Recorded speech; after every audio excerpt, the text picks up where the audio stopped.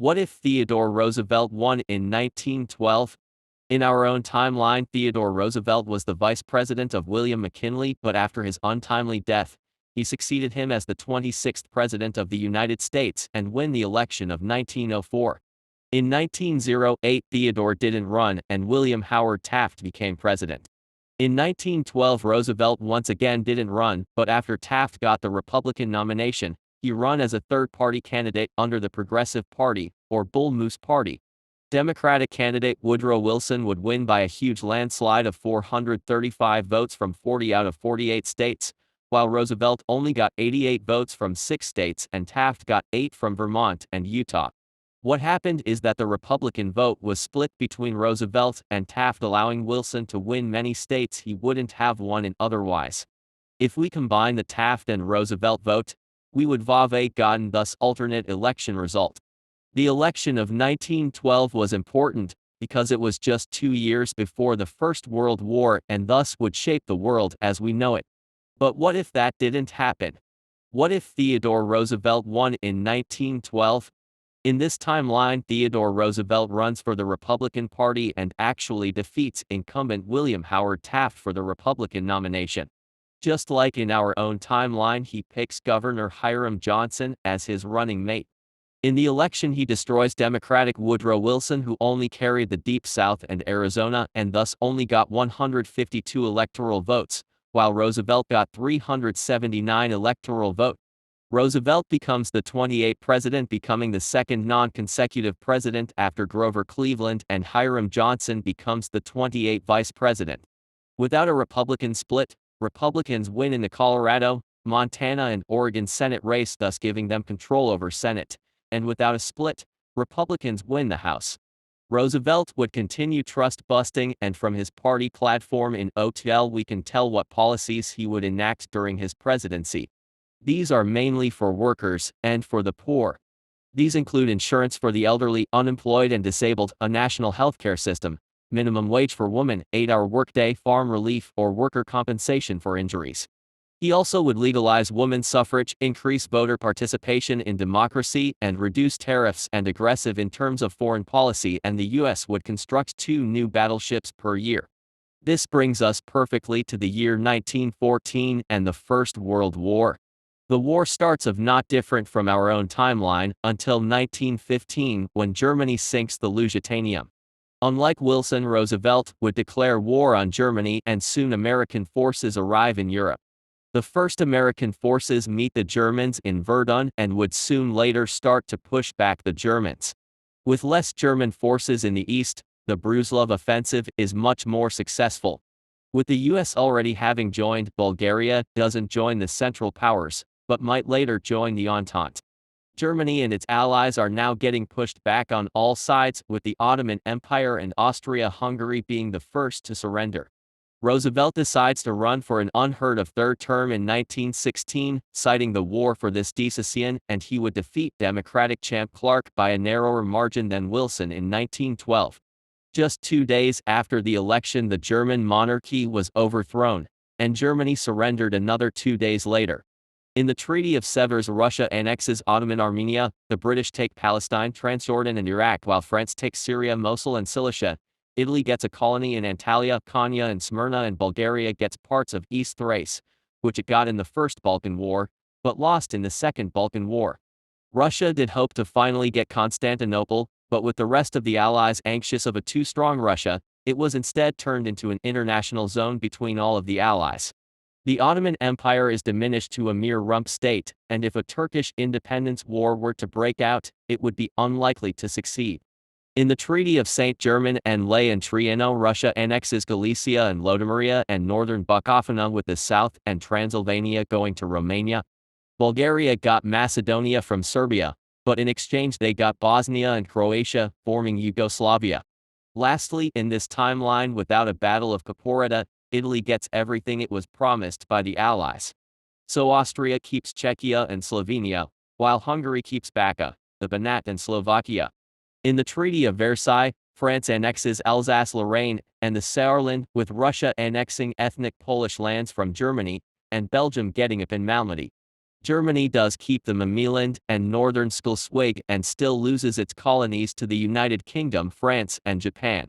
The reason is that self-determination wouldn't exist, and so not all borders are drawn to reflect ethnic boundaries, like in the ethnic German Sauerland. Russian Poland, Galicia and Posen would become the Grand Duchy of Poland, which gets extra autonomy from Russia, but is still firmly under Russian control with Nicholas II as its head of state.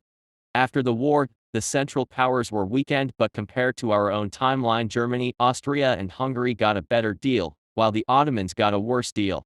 The reparations are also probably less than in OTL.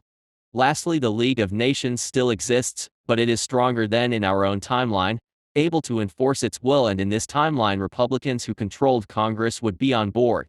Meanwhile in Europe a rift starts to emerge between the West and Russia, and it's starting to become a two-dominant power. Italy partook in the war for just a year and got more in our own timeline, so it is unlikely that Mussolini and the Black Shirts rise to power. Without a Ruhr crisis, the Weimar Republic is also more stable, and without the March on Rome Hitler wouldn't attempt the same and thus is largely unknown in Germany. Not only doesn't fascism rise, but also communism, as Lenin wouldn't be able to convince people to join his cause during peacetimes. Roosevelt doesn't die in 1919 as he didn't travel the Amazon in this timeline, and his son Quentin also survives. In 1920 Hiram Johnson wins the Republican primary, and he would nominate Robert M. La Follette as his running mate, continuing the progressive agenda of Roosevelt, and then wins again in 1924 with La Follette dying during his second term. During his presidency the 20th Amendment is signed, prohibiting presidents from running for more than 2 terms, but like Truman in our own timeline, an exception was made for him and he ran in 1928 with Senator George W. Norris as his running mate. He would manage to win a controversial 3rd term, but would oversee Black Friday. But unlike Herbert Hoover, he is more skillful in handling this crisis, and it doesn't become the Great Depression of our own timeline. Nonetheless, it is still felt across the nation, and he stepped down and didn't seek a 4th term. Quentin Roosevelt would win the Republican primary, and with Democrat D not wanting to nominate a Roosevelt as well, they nominated Al Smith again, with Roosevelt winning by a narrow margin. He would then win again in 1936 against conservative John Nance Garner. At this point Republicans have won all but 2 elections in 80 years, with Democrats hardly gaining ground outside the Deep South. Meanwhile, schism inside the Republican Party would grow between the Roosevelt progressive and the old-school pro-business factions, culminating in the 1940 Republican primary. The pro-business faction wanted to nominate Wendell Willkie, and the progressive faction wanted to nominate Henry A. Wallace, leading to the split-up of the party. Progressives would form the Progressive Party, while the right Unity 4S with the Democrats into the Unity Party. Wendell nominated Democrat Harry S. Truman, and Wallace nominated Philip La Follette as his running mate. Wendell would win the election and seek a 2nd term, but after his sudden and unexpected death in 1944, progressive Robert M. La Follette Jr. would defeat and unprepares Harry S. Truman and then win again in 1948 against Thomas E. Dewey. In 1952, Robert A. Taft would defeat Glenn H. Taylor, and then in 1956 Claude Pepper. In 1960, progressive Senate Majority Leader Lyndon B. Johnson would defeat Vice President Nelson Rockefeller. In 1962, he would pass the Civil Rights Act. In 1964, he would win against unitarist Barry Goldwater, like in our own timeline. In 1968, the Unitarians nominate Nelson Rockefeller once again, and progressives nominate Vice President Hubert Humphrey, while George Wallace runs as a third-party candidate. With him doing significantly better, nobody got 270 votes, but Humphrey Congress voted on the issue, with Rockefeller becoming president, but Muskie vice president. In 1972, Rockefeller won re-election with Gerald Ford as his vice presidential. In 1976, Henry M. Jackson became president, followed by John B. Anderson in 1980 and 1984. In 1988, his vice president Patrick Lacey became president, but would lose re-election to progressive Bernie Sanders, who won re-election in 1996. In 2000 and 2004, Unitarian John McCain would win election, followed by progressive Barack Obama. In 2016, Unitarian John Kasich became president, only for him to lose to progressive Gavin Newsom in 2020. Gavin Newsom would seek re-election in 2024, while Bill Weld challenges him. While in our own timeline the two parties largely agree on economic issues, but disagree on social issues, here they somewhat agree on social issues, but disagree on economic issues.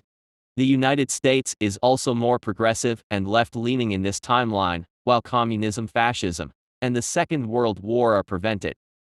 If you liked the episode, leave a like, and don't forget to subscribe. Goodbye.